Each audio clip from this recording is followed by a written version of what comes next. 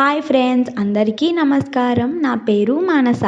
నేను మన ఓంకారం ఫౌండేషన్ నుండి మాట్లాడుతున్నాను. ఈరోజు మన గురువు గారు మన కోసం ఒక అద్భుతమైన ఆరోగ్య చిట్కా గురించి తెలియజేశారు. అదేంటో నేను మీకు ఇప్పుడు చెప్పబోతున్నాను.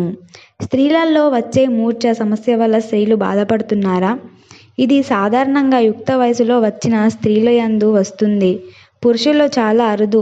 సులభంగా ఉద్దేశికంగా పొందే స్త్రీలకు ఇది వస్తుంది. దీర్ఘకాలిక మనోవేదనలకు, మనోవ్యాధు దుఃఖాలకు తగిన వ్యాయామం లేకుండుట వల్ల వస్తుంది.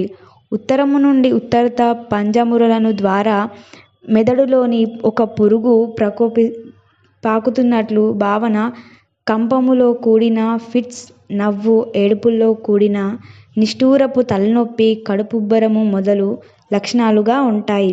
వీటికి చికిత్సలు మూలికలేంటో చూద్దాము. సున్నం, నవసాగారము కలిపి పొడి చేసి ఒక్క సీసాలో ఉంచి వాసన చూడాలి. అశ్వగంధ, సరస్వతి ఆకు వససమానంగా గ్రహించి చూర్ణం చేసి 3 గ్రాముల తేనెలో సేవించాలి. ఈ వీడియో కనుక మీకు నచ్చినట్లయితే లైక్ చేయండి, షేర్ చేయండి, కామెంట్ చేయండి, సబ్స్క్రైబ్ చేసుకోండి. Thank you.